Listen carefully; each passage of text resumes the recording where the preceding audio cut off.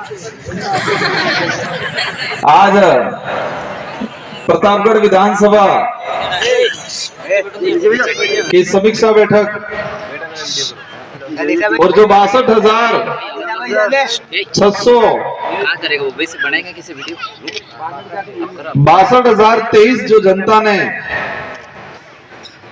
भाई मांगीलाल जी को और इस विचारधारा को जो वोट दिया है, उस जनता को तहे दिल से धन्यवाद देने आया हूं मैं आज। मेरा वक्तव्य शुरू करने से पहले हमारे मंच पे ये जो महापुरुष, इन महापुरुषों के विचारों पे हम जो चल रहे हैं, मैं इन समस्त महापुरुषों को नमन करना चाहूंगा। इस बार ये लगा हमें कि ये चुनाव नहीं था, ये क्रांति थी, ऐसा लगा हमको। ये चुनाव नहीं, एक क्रांति थी। और हमारे 84 की जनता को भी इस मंच के माध्यम से मैं धन्यवाद देना चाहूंगा कि इन्होंने रगड़ा निकाल दिया। कमल कांग्रेस का रगड़ा निकाल दिया। इसलिए मेरी 84 की जनता, मेरी 84 के कार्यकर्ताओं को भी धन्यवाद देना चाहूंगा इस मंच के माध्यम से। आज इस विचारधारा को लेके इस विधानसभा में रात दिन जो काम करने वाले कार्यकर्ता, इन सबका मन टूटा होगा, इन सबको थोड़ी तकलीफें हुई होगी परिणाम के दिन। लेकिन साथियों, मन में यह ठानना है, यह कोई पहला या आखिरी चुनाव नहीं था। इन महापुरुषों के संघर्ष के बाद ये देश आजाद हुआ और आजाद देश के आजाद होने के बाद संविधान लागू हुआ और संविधान में प्रावधान दे रखा है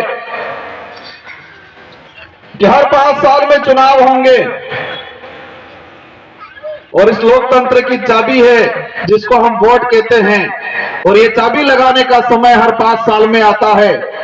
अभी थोड़ा चूक हो गया हो, लेकिन आने वाले समय में ऐसी चाबी लगाना कि हमारे 84 की तरह रगड़ा निकल जाए। यहां पर भी ये विचारों की लड़ाई है, मुद्दों की लड़ाई है, और विचारों और मुद्दों की लड़ाई का कोई अंत नहीं होता है। वो निरंतर चलती रहती है और आगे चलेगी। मेरे 2 साथी, पिछली बार हम 2 साथी गए थे। एक मेरे सीनियर थे, राम प्रसाद जी, उम्र में थे, और आज मेरे 2 नौजवान हट्टे पुष्टे, मेरे से दोनों का वजन ज्यादा है, तो अच्छे घोड़े मिले हैं, और मैं कोशिश करूंगा इस बार दौड़ाऊंगा जोरदार उनको। तो आप निश्चित रहना, हकों की लड़ाई हो, स्थानीय मुद्दों की लड़ाई हो, इन सारी लड़ाई विधानसभा के अंदर हम तीनों मिलकर लड़ेंगे। और अभी चर्चा चल रही है सीएम कौन बने, सीएम कौन बने।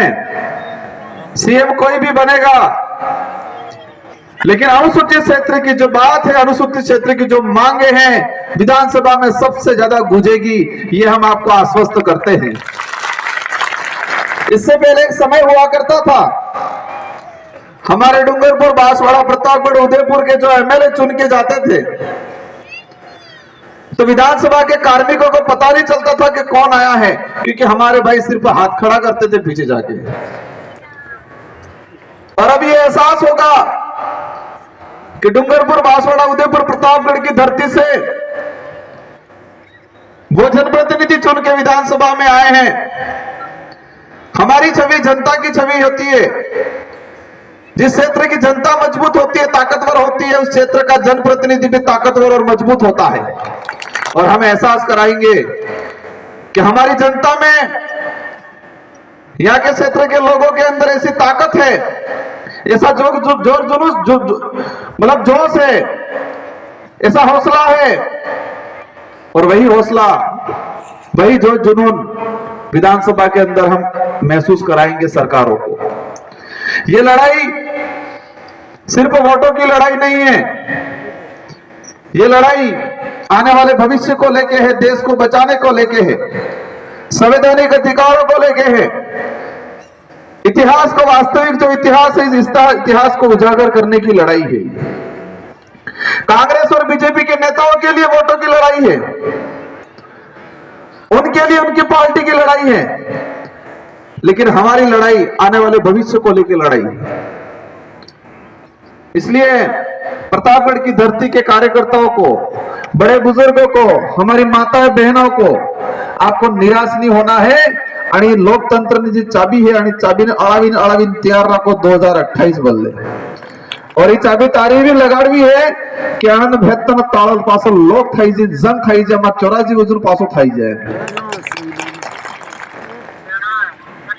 आप सबने रात दिन मेहनत किया, आपने देखा होगा उधर की जो पार्टियां हैं, उधर के कार्यकर्ताओं ने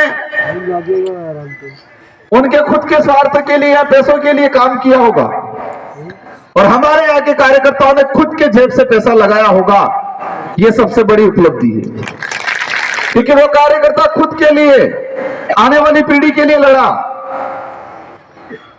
इस कार्यक्रम में अन्य समाज के साथी भी आए हुए हैं, एससी ओबीसी माइनॉरिटी जनरल। आप सब सभी मैं अनुरोध करना चाहूंगा कि हमारी विचारधारा जो है, ये विचारधारा मानवता में विश्वास करती है और हम दावे के साथ कहते हैं कि हमारे 84 आसपुर दरियावद में सब साथियों ने साथ दिया। यहां पर बेवजह आपको भ्रमित किया जाता है कि यहां पर ऐसा है वैसा है, ऐसा कुछ नहीं है। हर व्यक्ति को अपने परिवार के, अपने समाज की लड़ाई लड़ने का अधिकार है और लड़ना चाहिए, और वही ये विचारधारा सिखाती है। इसलिए आप सबको साथ देना है। ये जो कारवा बढ़ा है, 62,000 जो वोट आए हैं, ये वोट आने वाले समय में डबल होने चाहिए और मुझे पूरा भरोसा है आप पे कि अवश्य आने वाले समय में ये संख्या दुगुनी होगी। आप सबको एकजुट रहना है, मजबूत रहना है, मायूस नहीं होना है। और हम दावे के साथ कहते हैं कि हम 3 साथी हैं, हमारी विधानसभा के साथ साथ आपके क्षेत्र की बात को भी हम विधानसभा में रखेंगे और कोशिश करेंगे उन क्षेत्र की मांगे को करवाने का।